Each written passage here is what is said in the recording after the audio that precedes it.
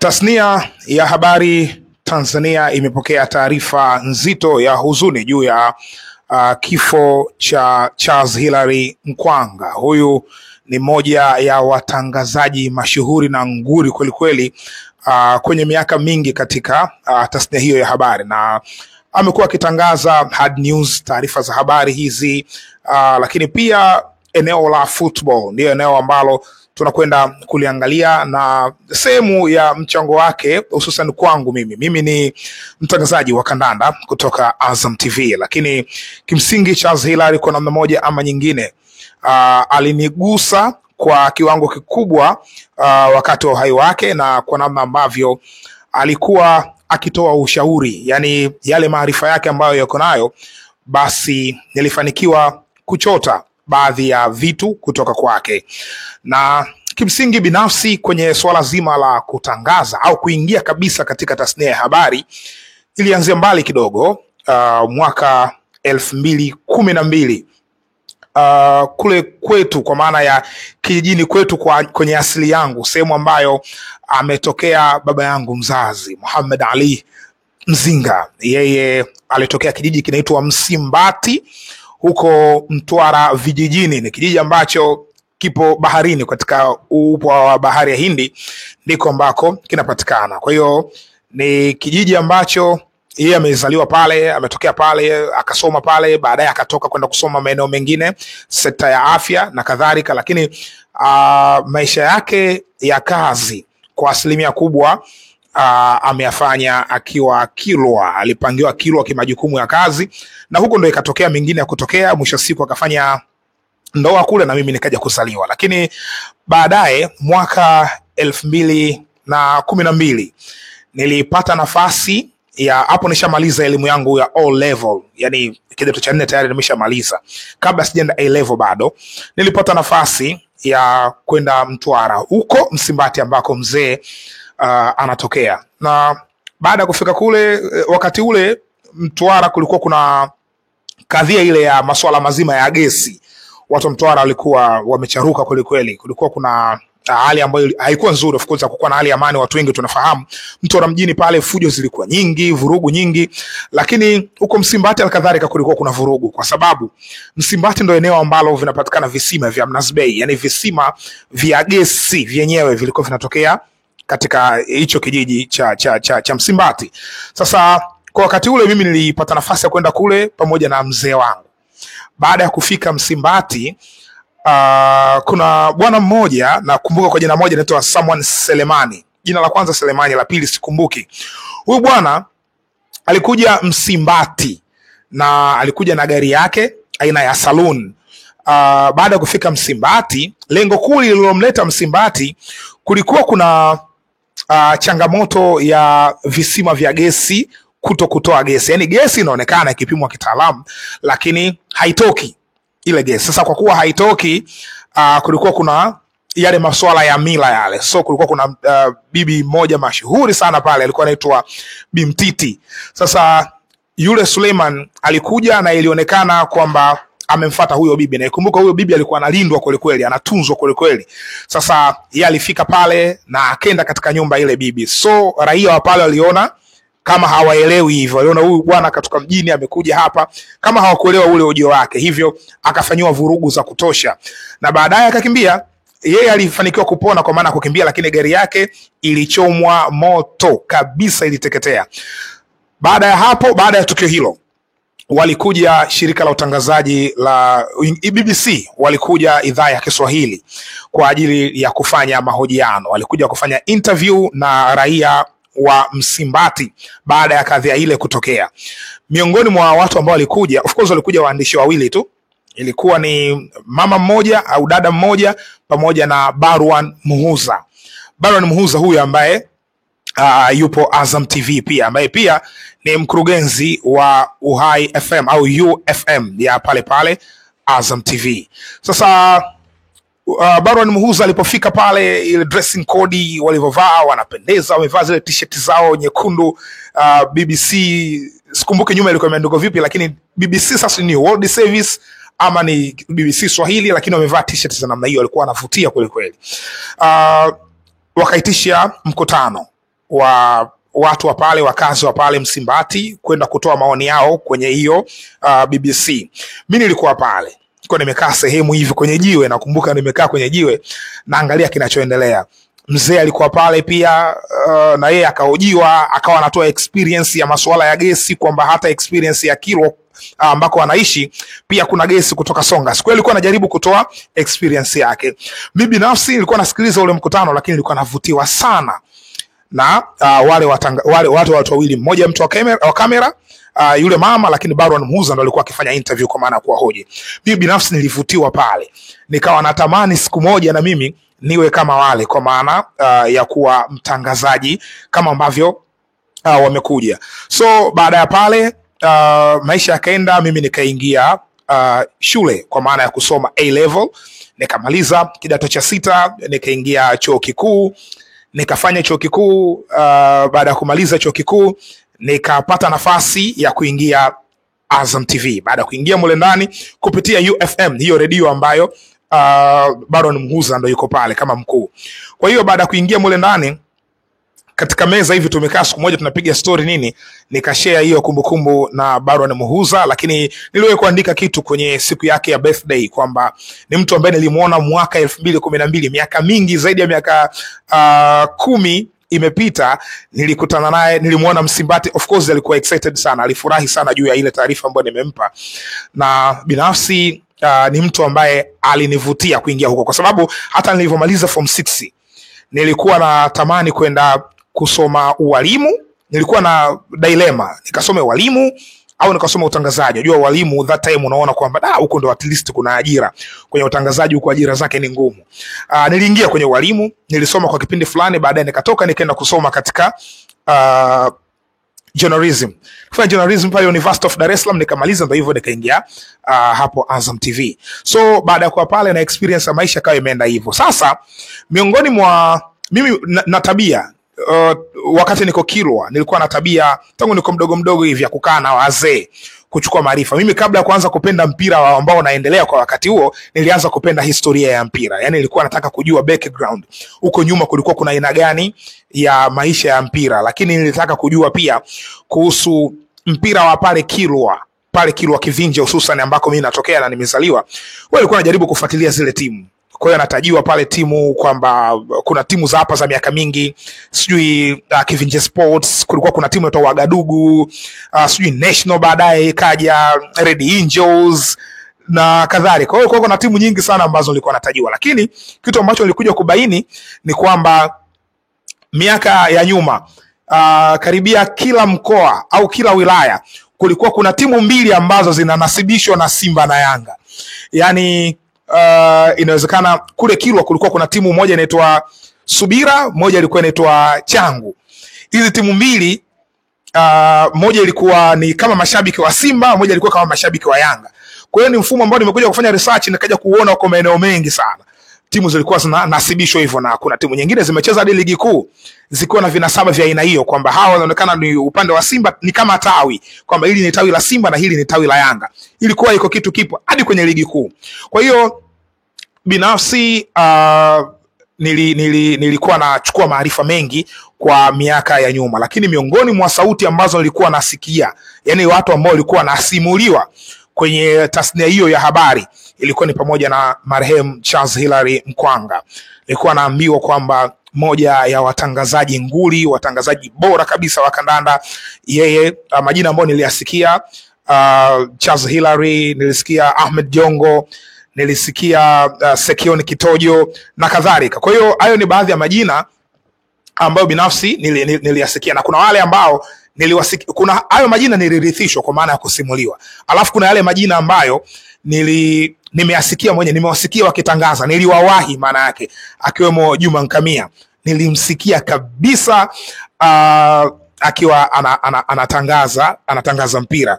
So Charles Hilary ni miongoni mwa majina makubwa of course ambayo niliyasikia tangu miaka hiyo. So baada ya kurudi Tanzania kumaliza kuhudumu huko kwenye vyombo vya kimataifa vya nje nchi, aliporudi Tanzania yupo Azam TV pale. Kwa hiyo mimi nilimkuta pale, nikawa naendelea kuchota maarifa. Wakati naanza kutangaza kandanda alikuwa akinikosoa kweli kweli. Yaani niko hewani nafanya mechi, nimemaliza tu mechi simu yake hii hapa, Mzinga hapo umekosea hiki, unakosea hiki, unafanya hiki, unafanya hiki.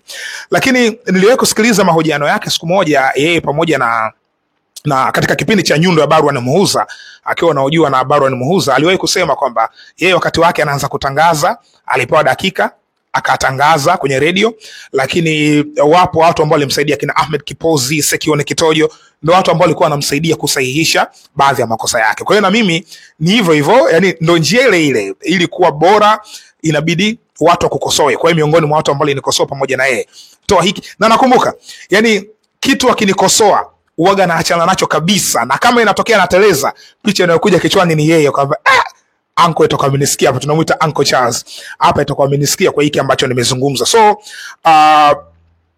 binafsi nakumbuka alinisahihisha vitu vingi. Miongoni mwa vitu ambavyo binafsi navikumbuka ilikuwa ni kuita Azam FC. Nilikuwa natangaza mechi, alafu ile half time unasema ile kwamba Azam FC 2 labda timu fulani 1 au whatever.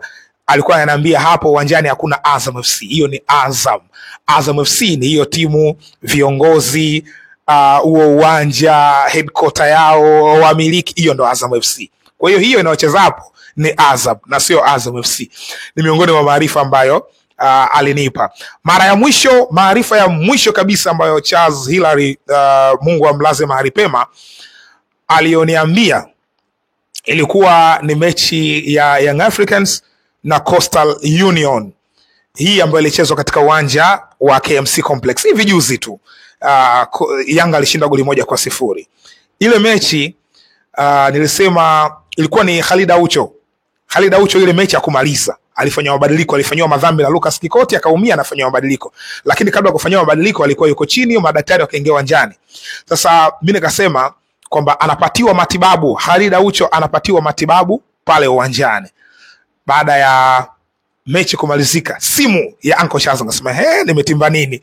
Kanipigia akaniambia, bwana, mchezaji yuko uwanjani, hawezi kupatiwa matibabu. Kupatiwa matibabu maana yake anapewa ayashike.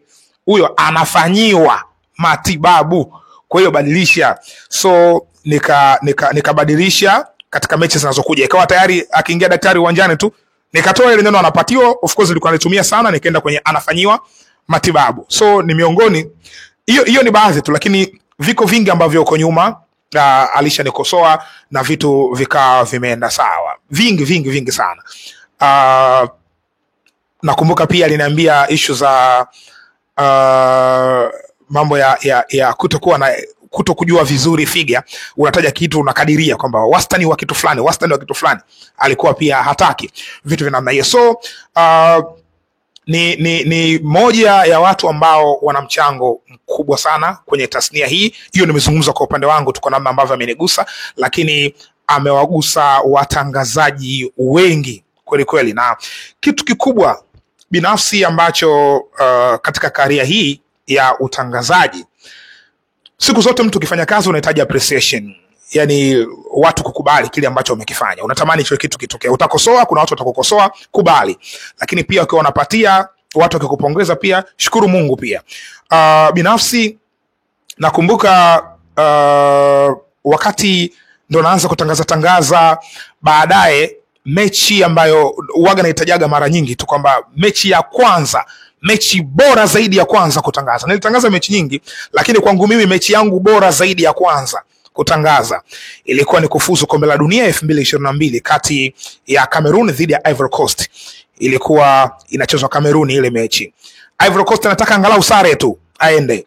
Cameroon anataka lazima ashinde. Karo Toko Ekambi ndio anafunga bao katika ile mechi.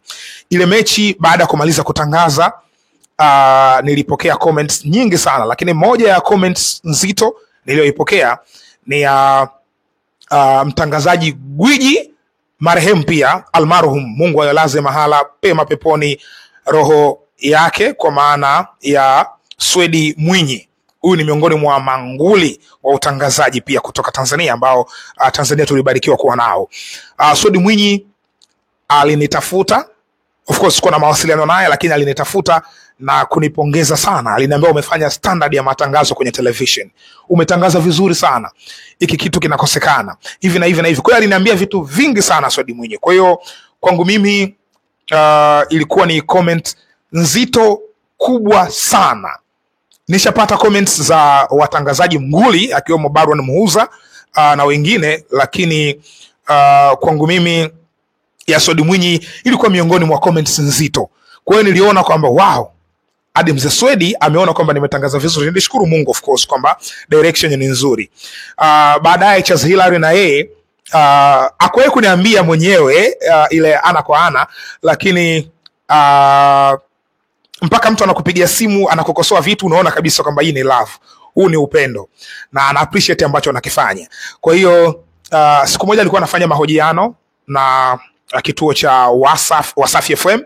Alifanya mahojiano kule na akaulizwa juu ya orodha ya watangazaji wake ambao anawakubali zaidi. Miongoni mwa orodha ya ile watangazaji alinitaja na mimi. Kwa hiyo binafsi nilikuwa ile siku baada ya comment ya Charles Hilary ilikuwa ndo kama nimepiga muhuri. Yani niliona alhamdulillah nimetouch the ceiling. Yani kile ambacho nilikuwa natamani kitokee siku moja, nilikuwa na kiota kije kutokee, niwe miongoni mwa watangazaji bora. Ilikuwa kama tayari muhuri wake umegongwa sasa. Charles Hilary kaenda kupiga muhuri pale mbam kwamba yes, you are the best.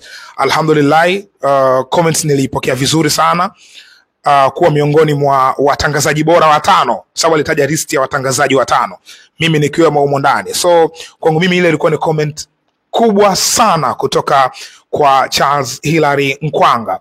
Ni mtangazaji ambaye ameona mengi. Ametangaza mpira kwenye radio, ametangaza mpira kwenye television, na kimsingi ametangaza miaka mingi. Ujitangu miaka ya 80 huyo mtu anatangaza. Amefanya kazi kwenye media nyingi, amewasikia watangazaji wengi, lakini kwa wakati huu na mimi nimepata nafasi ya kuwekwa katika hiyo orodha.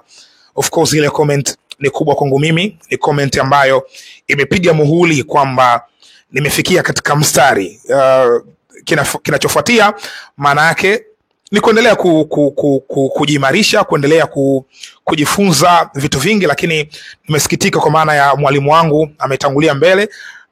Lakini bado wapo wengine ambao wanaendelea kunipa maarifa kwa maana bwana hapo umekosa hichi, ondoa, fanya hivi ili mradi mambo yaendelee kuwa vizuri. Kwa hiyo kwangu mimi binafsi ni msiba ambao umenigusa kwa namna moja ama nyingine, na ni kwenye eneo nyeti la namna hiyo. Charles Hilary, moja ya watu safi, ukiachana tu na swala zima la tasnia ya kikazi. Ni mtu ambaye ni mcheshi, muda mwingi kukutana naye, mtu wa kufurahi tu.